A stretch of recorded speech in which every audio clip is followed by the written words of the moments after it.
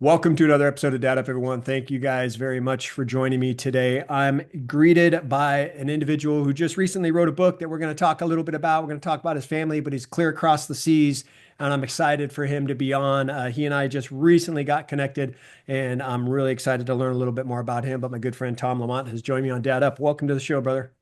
Oh, thanks for having me, Brian. I appreciate it. Yeah, absolutely. I know you're different parts of the country or different parts of the world, I should say. And it's very, very nice that you take the time to do this, be on my show and talk about your book. It's just come out, right? It just came out in the last week or so. For sure, yeah. It's I'm a Londoner, as you can perhaps hear from my accent. I wrote the book a couple of years ago. It's came out in the UK 6 months ago, but it's just out in America, just out in the States in the second week of America. Right, So absolutely. excuse me, it's just out in the States in the second week of January. Yeah, absolutely. Well, cool. Let's before we get started with talking a little bit about that, let's talk a little bit about you, kind of a little bit about your background, how you got into what you're doing now, and then obviously this is a dad podcast, so I want to know about your family as well. Go ahead, let's go. So let me hear the background about you and what you're doing. Yeah, I'm 42 years old. I've been a journalist all my professional life.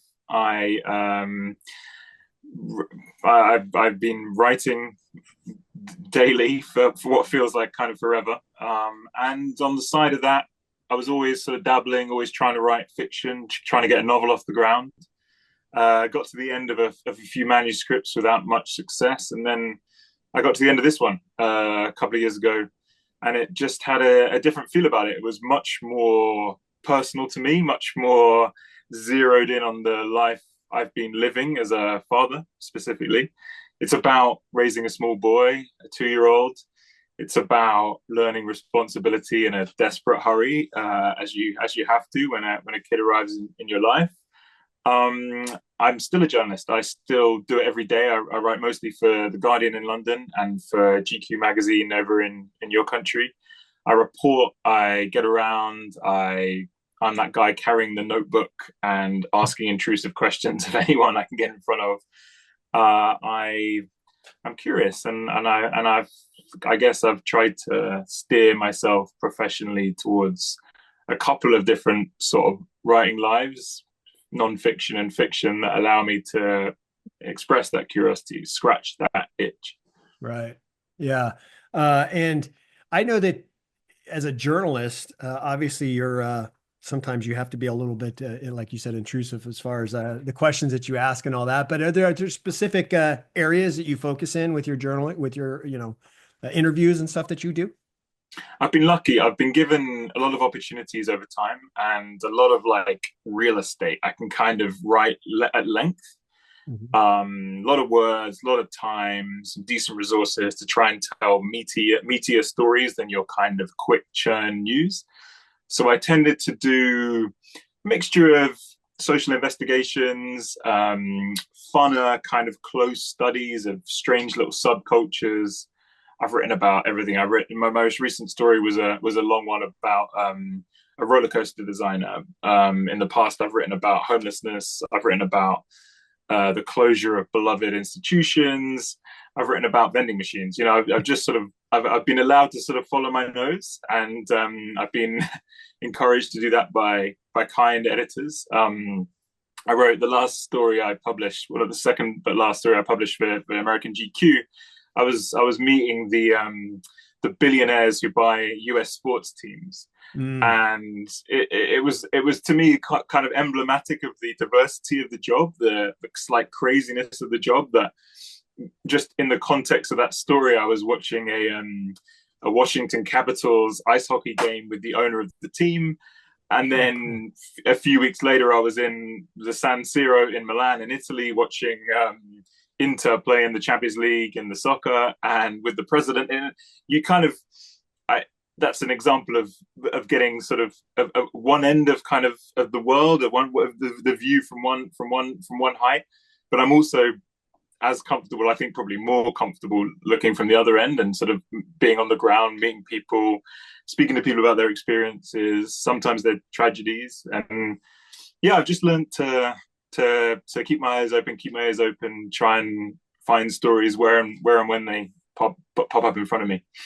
Oh, that's really neat. I mean, so you do quite a bit of traveling, and you get an opportunity to meet some really fascinating people. Any celebrities that you've recently interviewed or had an opportunity to meet? I mean, over time, I've met or interviewed a bunch of them.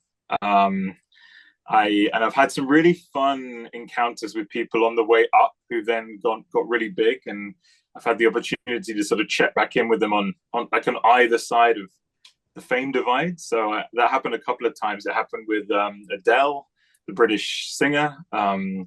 We met and spent some time together for a profile I wrote of her for a British newspaper called The Observer, really just before she went stratospheric. And I was kind of with her for the weekend. She went to number one in this country, then in America, when everything really went boom for her. And it was an unforgettable experience watching someone become a star in a weekend, really. Right. And I've profiled her since, and at a different phase in her career and her life. Something not too dissimilar happened with Harry Styles, another British pop star. I first met him when he was a member of a boy band, and we didn't live too far apart from each other. We would bump into each other, and then I profiled him as a solo star on the cusp. Really about to sort of make it on his own terms. And although these are very specific types of journalism, they're quite limited compared to other forms. You're very much dependent on being in front of someone well known and having them sort of giving it their blessing, them sort of giving it their energy to make it any good. Although they are quite peculiar forms of journalism, they can be fascinating. Really, you're seeing a totally alien culture, what it is to be extremely famous, and you get a tiny little window into it, a tiny little taste of it, and you get to sort of just try and describe it for the reader in a way that both sort of, I guess, makes it sort of comprehensible and manageable, and also just draws attention to the few of the wackier parts of it. Yeah, no, I'm always fascinated by that, and the different. I mean, this is one of the reasons why I like to do this show is because I get to meet different people and learn about their lives and learn about the things that they've gone through and the things that they do. And for you, somebody as a journalist, kind of been all over the world and had an opportunity to do a lot of cool things just through his career. Has had a lot of opportunities to do cool things like you're listing. Has journalism always been something you've been fascinated with? I mean, even as a youngster, I mean, were you just always interested in going down that path, or did you stumble across it? How did you get into being a journalist? Yeah, I mean, it's been a long interest. The greats in my mind are your lot, the Americans, and there are a lot of them that I really idolized growing up. And be that real sort of classic reporters, Gay Talese spending time with Frank Sinatra, through to the wonderful pop Hollywood profiles of the 1990s, through to sort of deathless New Yorker reportage.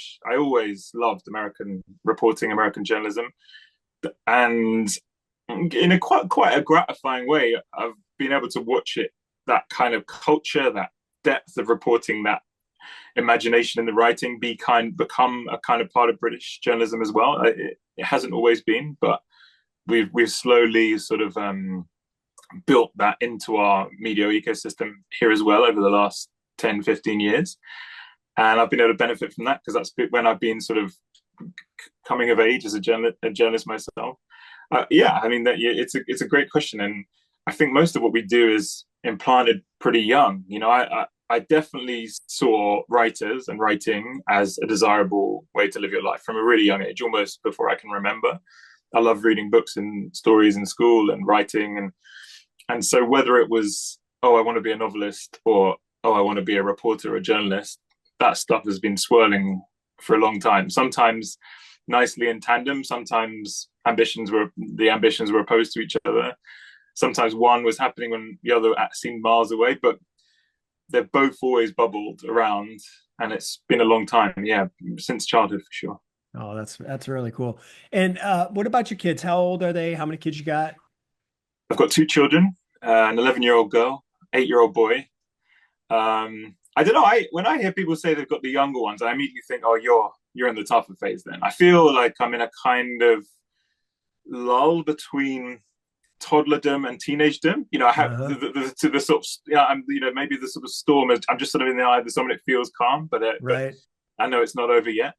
But for the last 18 months or so, it's felt a chiller experience than than it maybe ever had before. Yeah. And I wonder how long that will last. Yeah. You might tell You're, me. you're definitely in the calm of it right now where it's just like, yeah, you're because the next couple years, or I should say in the next couple years, you're going to start hitting a little bit of a patchiness when it comes to that storm. I mean, you got a daughter that's she's on the cusp of becoming a teenager. She's going through a lot of different changes and personality changes and hormonal changes and all these different things are going to happen. And the last thing she's going to want to do is hang out with dad or be around dad because Oh, dad is don't! That hurts. It hurts already. I felt exactly. my heart clench as you said that. Exactly. But I'm telling you, I coach a lot of dads and stuff, and they tell me about these phases that they're going through. And I say, listen, just continue to love on them, continue to be there for them, continue to, be inquisitive about what they're doing and be interested in the things that they're doing. You don't have to necessarily be involved, but just be interested in what they're doing and always be asking questions and always be talking with them and just show that you love them. And as long as you do those things, I promise you they come back because I've got two boys and they're both in their 20s. I got a 26-year-old and a 23-year-old, and they're two of my best friends. And I talk about them a lot. I've had them on my show. I've talked about them a lot on my show, and they're two of my best friends. And we go golfing together and do those kinds of things. And I think it's the reason that we have that type of relationship now. It's because of the relationship that I had with them through the years, raising them. My wife and I raising them. When they were teenagers, they didn't want to hang out with dad when they were 5, 6 years old, they thought dad was the coolest thing. They wanted to go do things with me. They wanted to hang out with me. They wanted to watch football with me, all these different things. And then teenage years hit and it's like, dad, please, no, I'm like too cool for this. You don't know anything. Leave me alone. I want to go hang out with my friends. I want to figure out who I am. I need to be independent from you. And then 18, 19, 20, they're back to, hey, what's going on, dad? Let's hang out. Let's go do something. So hang tight. That's all I could say is hang tight. The bit I feel like almost literally this week I'm saying goodbye to the last bit of hand holding. Like it's I lost it ages ago with my older daughter, but Uh, my son is a tiny bit younger, really guardless, unguarded, just will still let me hold his hand and I'm this has been a decade. I've had this resource of this child of a child holding my hand and like the thought of that going kind of forever. Um, it's just one of many little griefs you go through on the way, and you've described a lovely circling around of some of it, but other bits are gone forever. yeah, You're mourning the death of something forever, right. and I'm sentimental, I'm nostalgic. I probably over emotionalize some of these things, and yeah, it all is bubbling away. I'm half writing about it right now. Yeah, The it's goodbyes. yeah, and it's tough that the hand holding might not come back. Maybe with your daughter, that part of it will come back, but with yeah, the hand holding that probably won't come back. But I will tell you something that's really cool. I have experiences with my son, especially my younger son. He's a little bit more, my boys are different personalities.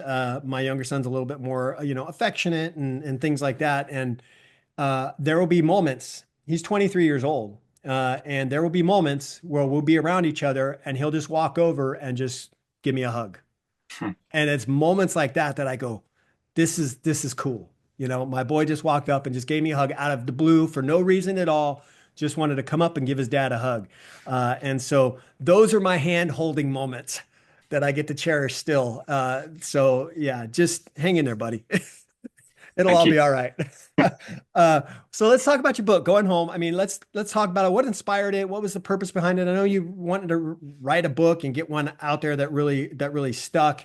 But I mean, obviously, there's got to be something within you that really inspired you to write a story like this and put it out there. So, what's the premise behind it? And let's kind of talk about it a little bit.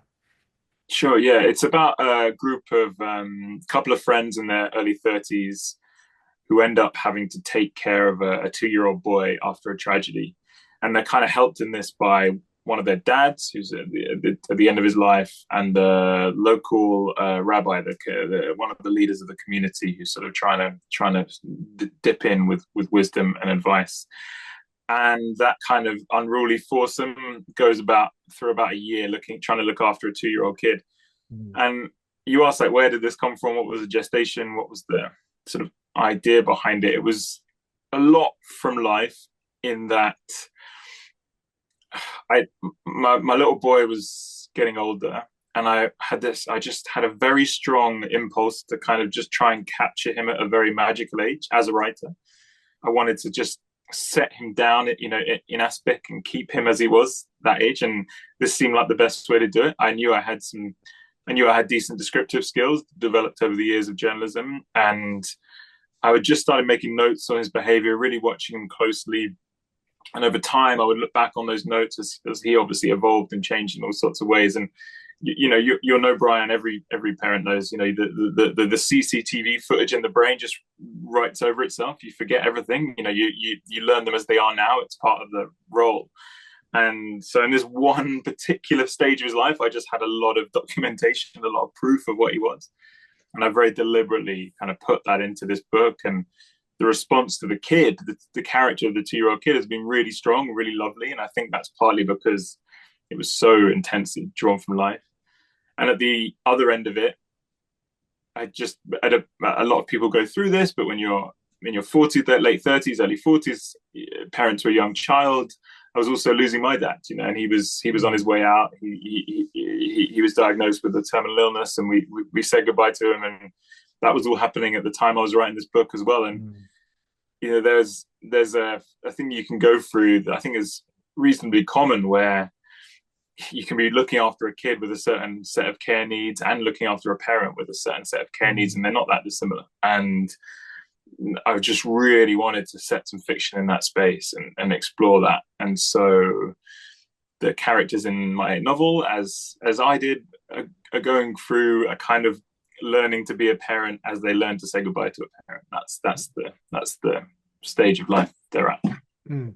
And through that experience of writing that, what were some things that you discovered, not only maybe about your son, or maybe about the experience of losing your father, but what were the experience that maybe you discovered as a parent in kind of, I guess, getting these emotions out on paper? What were some things that you discovered about yourself as a dad? Yeah, it's a really nice question. I guess the whole process to me has been one of, like, growing in sympathy. I think sympathy for my own folks, and sympathy for older versions of myself, younger versions of myself, and mistakes and stumbles. And I was writing about raising a 2-year-old, and I was a few years on from that. I mean, when that was very much in the rearview mirror, and I think I was pretty harsh on some of the stuff you go through at that chaotic time. Right. And I think I did sort of come to feel like, even though I felt you could really feel like you're drowning with a toddler, you're really like, you can sometimes feel it's overwhelming, but you can also kind of feel like you're going through the motions a bit. You're waiting for them to go to sleep. You're exhausted. Right. You very clearly remember your life before they were born. You're probably going to be more domesticated than that life that existed before they were born. Right. And you're sort of yearning for pieces of it. You want it back. And I remember rushing parts, or resenting parts, or pushing him on the swings, and just didn't want to be there. Of course, that's set against all the magic, all the times of, rare humor, the fun, the silliness, the surprises of it. There's a lot of repetition. There's a lot of dullness. And right. And I wanted to be honest, and I wanted to put that in the book, hopefully not in a way that's dull for the reader, but that's honest. And this is a long way of saying, I think by having a minute to process it, both in time and in craft, I think I was a bit more forgiving of the moment by moment of that time. It's okay to not just love every second of it. That's normal. It's 24 hours total. It completely absorbs your life, and you can't always be in this state of, like, blissed out daddom. That's not it. Like, you're gonna be sick to your back teeth of them at times. It's just part of it. And so that was a kind of epiphany of sorts, I suppose, about my own parenting journey. And then with my dad, I just, you grief, pre-grief of a death is coming, and then the grief of a death that's happened. It just makes you reassess a lot. You forgive a lot. You think in different terms. You sort of, you're trying to you're trying to kind of give closure to certain things. You're trying to get things into shape, and I just had a lot of like time for the way he'd raised me, and the things he'd prioritized, and really putting forward empathy, respect, these things as just priorities for how he raised me and my brother. And I was just, I became enormously grateful for that Yeah. with the benefit of hindsight and experience. Oh, oh, that's beautiful. I think that through those experiences with your dad, I think just going through that experience with your dad, and as heartbreaking as it is, to go through something like that, it teaches you some things about yourself, and it teaches you some things about your relationships with other people, not only to your kids, but with other people in general. And I think with your relationship with your son, you're right. As a parent, I mean, we go through these challenges as they grow up, and we go through these challenges and these struggles at times where we're just, whether it's being exhausted from work or, stressed out over different, factors that may be going on in your life. But you go through these moments of raising kids where you just say, I almost, where you're on the verge of, I want to give up, right? I can't do this anymore. I can't do this right now. I don't have this energy in me. And it's those moments that you have to dig deep. And I tell the dads, especially dads that I coach, but parents in general, listen, your kids don't necessarily need you to be 100% all the time. But kids spell love Time. So it's the time that you do spend with them that that love really grows with them, and that bond really starts to develop. And it's important for parents to understand that, yeah, you're not going to be at your best all the time. That's impossible to do. But it's those moments that when your child needs you, whether it's for 5 minutes or it's for 5 hours, when your child needs you, you have to be willing to step up and say, yeah, I'm here for this person. This is part of me. Same thing with your dad, right? You were there for him. You were part of him. And learning that process and going through that process really helps you discover who you are and who you need to be for individuals like your son, right? Yeah, I write about this in the novel. It's gaze, it's gaze. They Mhm. want your gaze. They want you looking, and they want your investment, and they can tell the fraudulent version of that. Right. And it's kind of, you're always going to have times when you're checking out, but when you're there, give them your look, give them your focus. And I'm saying that now, talking to myself, coaching myself as I Right. say it, because the temptation is always to think of other things or to try and multitask. But yeah, gaze, man. That's it. It's like we say, Time. It's you yeah. I know everyone has a different working setup, working environment. I'm lucky in that I have a really flexible world, being a writer, being a freelance writer. But you want to be you want to be present for as much of this as possible, because it's one off. It's like Right. it's a one-time showing. The circus leaves town, and and I've tried, just to be there, give the time, give the gaze, be present. Not always successfully, but yeah, I think that is the game. You're absolutely right. Yeah, I share this example a lot, and it's you're talking about being present, and I know, people that know my show and know who I am, especially on social media and all that. I talk about just the fact of being present and how important it is, because those moments, they come and go.